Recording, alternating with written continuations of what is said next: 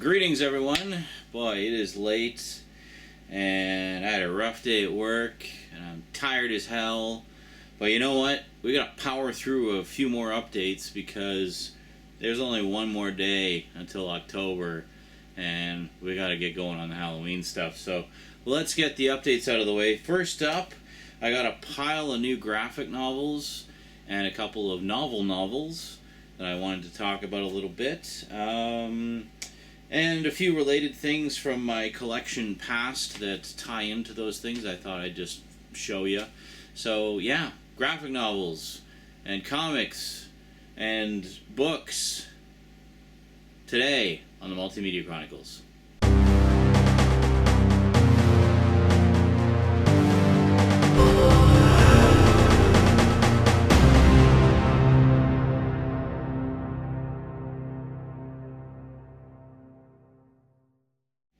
Welcome back. Alrighty, well, let's not waste any time, shall we? Let's get right to it. First up, yeah, let's do this one. This is probably the one that's going to excite the most of you. Well, as you know, one of the biggest movies of the summer was a little indie film called Guardians of the Galaxy that none of you have probably heard of. Yeah, right. Before anyone asks, yes, I went to see Guardians of the Galaxy. I actually took Rosie to see it a couple weeks ago. This is how successful it was. We went to see it it was over a month that it had been in theaters, and already, I mean, it was still huge. That said, though, we went to a matinee, like an afternoon matinee showing, and there was maybe 6 other people in the theater besides us, which was awesome. It was great. So we just cut loose, and Rosie had a blast. She was laughing her butt off for the whole thing, and she really liked Rocket. She really liked Groot, actually. Groot was one of her favorite characters. And, we just had a great time. So, shortly before that, I wanted to check out some of the original comics that inspired the movie, because I had heard of Guardians of the Galaxy for years, but I didn't really know anything about them. I hadn't read any of the comics, really. The only character I knew from them was Raccoon, because back in the day, I actually collected the original 4-issue Raccoon limited series. This was my introduction to Raccoon. This is back when he was essentially the caretaker for a loony bin. Well, not caretaker, but like guardian for a loony bin, protecting a bunch of humans that had lost their minds. And yeah, it's really hard to describe. You more just kind of have to read it to understand. But this story is actually canon to the story of Raccoon and his origins. It has been referred back to, even though the character has been revamped considerably over the years. It has that storyline has been referred back to because it is the original origins of the character, and the story that is told in that 4-issue limited series actually has its origins in this. The 20th anniversary issue of The Incredible Hulk, number 271 specifically. And this is, I thought for the longest time this was the first appearance of Raccoon, but it's actually not. It's the first appearance of the real Raccoon. This is where Raccoon properly begins. So it's the first proper appearance, I guess. But he actually did appear earlier in an issue of Marvel Spotlight, and my battery's dying. So we're going to do this Guardians of the Galaxy update real quick. So then I was going through my comics and just found this random issue from the 90s of Guardians of the Galaxy. Now this is the original Guardians of the Galaxy, their first, and they go to a planet full of Punishers. So yeah, you recognize all those characters, right? You know all them from the movie. Yeah, no, completely different team, needless to say, completely different characters, and that's where it all kind of began. And my battery's dying, so I'm just going to pause quickly and switch batteries, and then we'll continue, so I don't have to be quite so rushed. What the hell? This one's only half full? I charged it, like, forever. I think my charger's busted, or these batteries are just wearing out. I really need to get a proper power supply for the camera. I just got a bunch of batteries and a charger with it. It didn't come with a power supply, so I may already have one that'll fit. I just got to try some of my other ones. But anyway, carrying on. So So first thing I picked up, I saw this beautiful collected edition. We have Rocket Raccoon and Groot, which actually presents all of the original first appearances of both characters.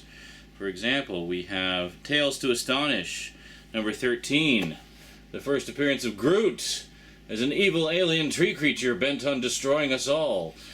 You know, just like in Guardians of the Galaxy. And then Rosie was flipping through this and she saw this next picture and was like, Daddy, am I allowed to read this? Because this is the cover of the first actual appearance of Rocket Raccoon. He appeared in a black and white story, The Sword in the Star, and this was the second part of an ongoing epic, and I don't think they did any more parts beyond that. So, yeah, so anyway, carrying on. Then, of course, we have the Incredible Hulk issue, which is quite nice. Now, this edition is really beautiful. I mean, everything's been beautifully recolored to match the original colors of the original comics, but to take away the sort of dot matrixiness, much like they did with the Transformers, like IDW did with the Transformers comics. That just seems to be the thing now. Printing techniques are way more advanced than they were 30 years ago, so they're able to do much nicer jobs of it. And there, of course, we have the 4-issue limited series. So this reprints the entire limited series, which I actually always kind of dug. Like, I always really liked the artwork in it and everything. And just to give you, I guess, a little glimpse. Anyway, really cool book. I always really liked this one a lot. A lot of fans of the modern Rocket Raccoon don't really seem to like the old miniseries as much, but I liked it. I mean, it had a good set of characters, and it was so weird and so different that you know, how could you not like it, you know? So then we have Annihilators, which is not the first appearance of the modern Rocket, but you know, but kind of a transitional appearance. Annihilators was a story that occurred between the mid-2000s Guardians of the Galaxy and the new revamped Guardians of the Galaxy. So here we've got, and the interesting thing is, a lot of fans don't like to acknowledge. Well, they do or don't. They acknowledge the existence of the old miniseries, the original miniseries, but they prefer the modern Rocket. You know, there's a respect for the old miniseries because obviously that's the origins of the character and such, but a lot of modern fans don't seem to like it that much, which is why I was quite delighted to see in Annihilators they actually make direct reference to it and effectively make the original miniseries canon to the new revamped Rocket, which is great. I think it's terrific that they did that, especially since, I mean, Bill Mantlo, the original creator of Rocket Raccoon, really created a rich cast of characters and a very fully developed world that everything took place on. I mean, when you read that one issue of the Incredible Hulk, it's really dense. Like, it's obvious that he put a lot of thought and planning into creating that world and those characters, and was intending to do many more stories there. But the miniseries, I gather, didn't do terribly well because we didn't actually hear a lot from Rocket for a long time, which is why when Guardians of the Galaxy was coming out and I was seeing all of this press about Rocket Raccoon, I was delighted because I felt like I was one of the few people in the world who'd even heard of the character before. So I was really happy to see Rocket finally getting, you know, a chance to shine in the spotlight. So, having picked that up, I thought, well, okay, let's check out the whole gang here and see where that came from. So I picked this one up. It's Guardians of the Galaxy, the Abnett and Lanning Complete Collection, Volume 1. There's 2 volumes to this. The second one hasn't come out yet as of this recording. Basically, this was a series from, I believe, 2006. It followed on from a massive, epic Cosmic Odyssey event called Annihilation Conquest, which itself was a sequel to Annihilation, which was a huge crossover event. Basically, the 2 crossover events that essentially reinvented and revamped the whole cosmic side of the Marvel Universe.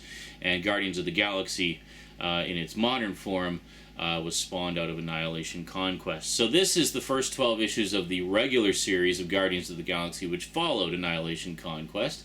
Sadly, Annihilation Conquest, while it has been reprinted in trade paperback form, is presently out of print. So here we go. So we just take a little peek there.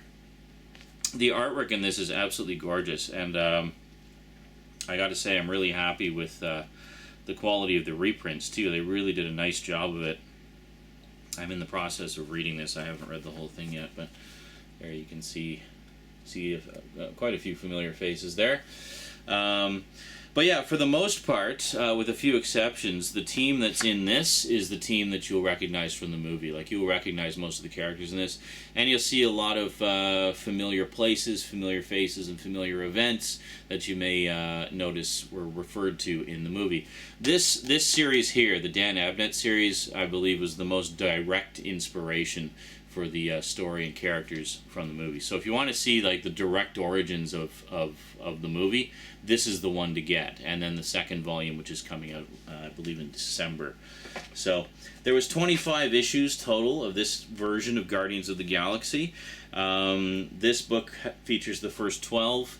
The second book will feature the final 13. And if you're wondering what comes after that, there's a story called The Thanos Imperative, which continues directly on from the end of this run of Guardians of the Galaxy.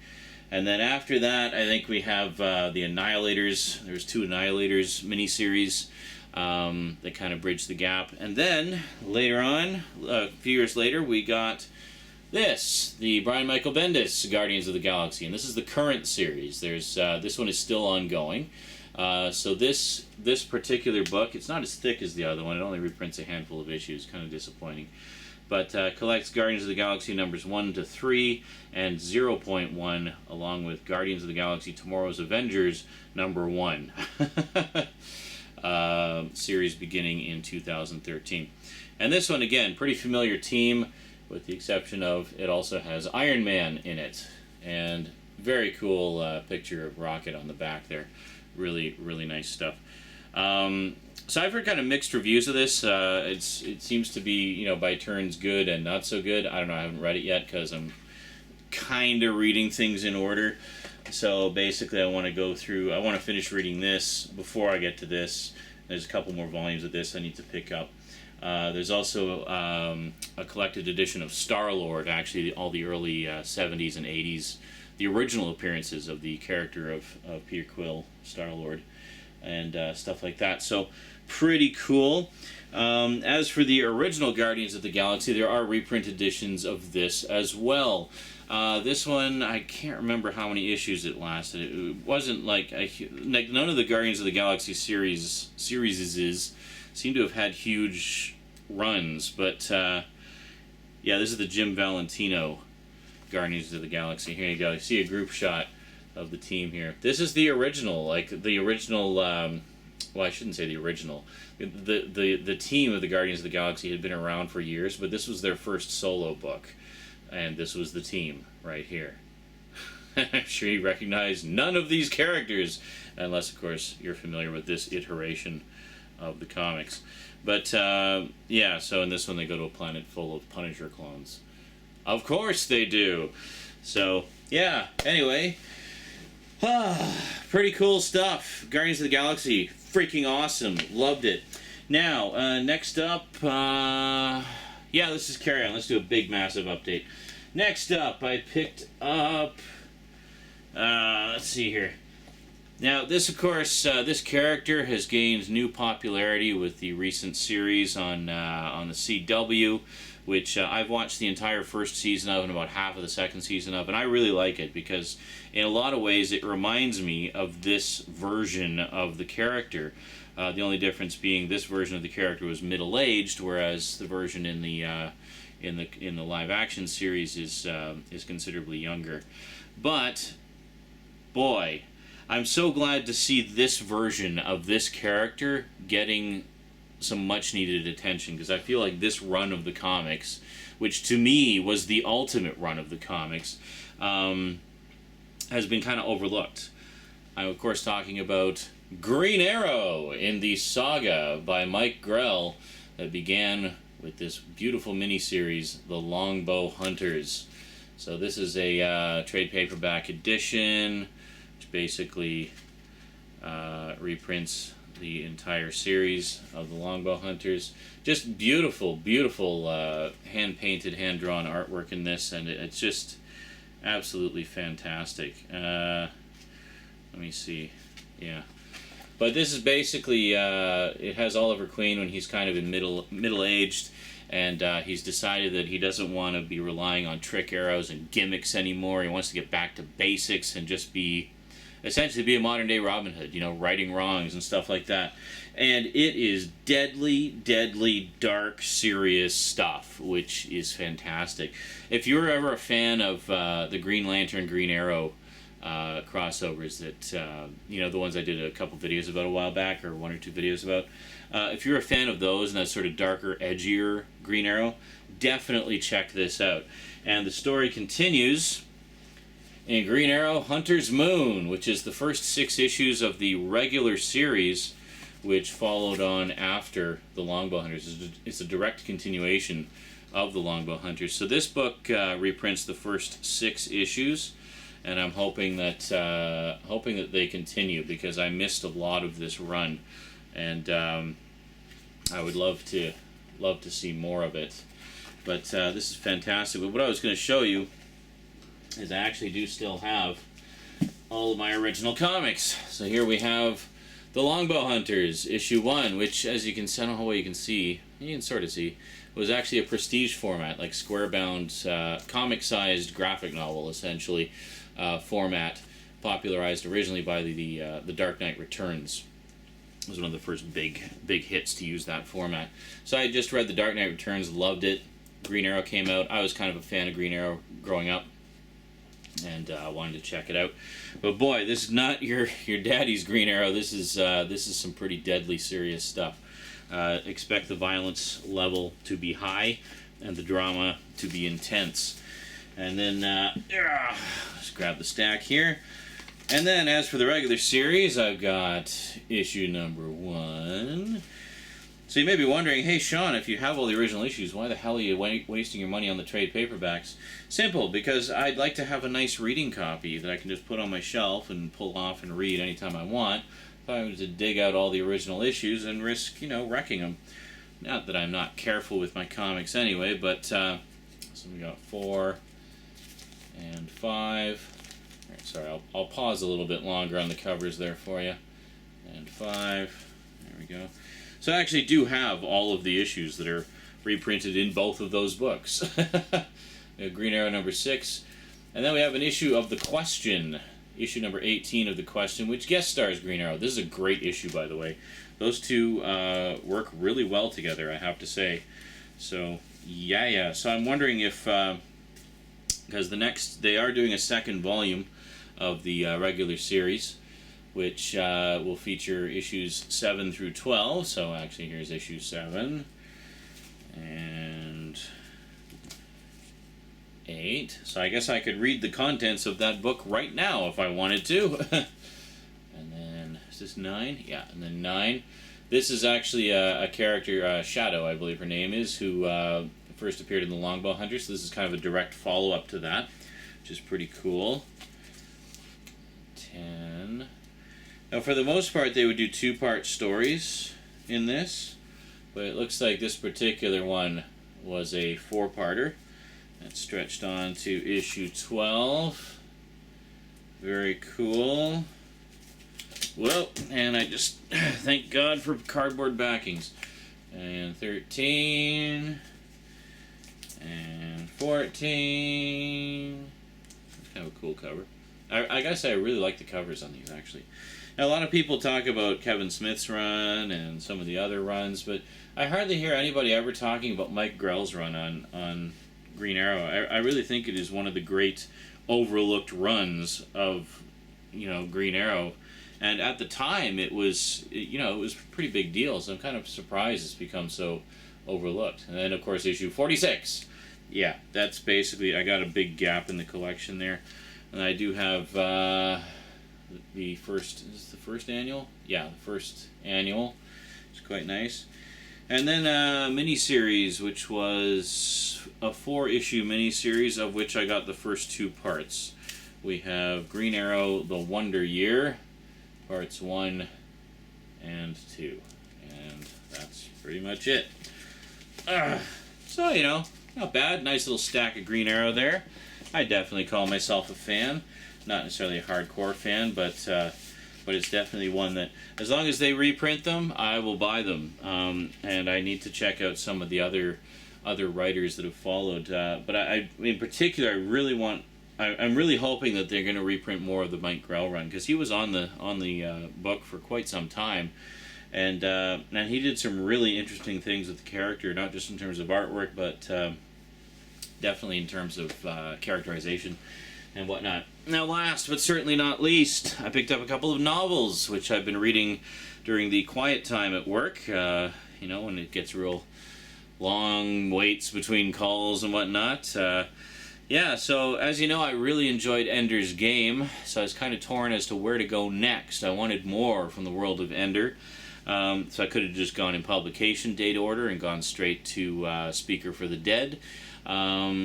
But there was one in particular, one of the sequels I was really curious about, and I thought would be a perfect place to continue the story, because it actually takes place at the same time as Ender's Game. It's actually a parallel story, and of course talking about Ender's Shadow.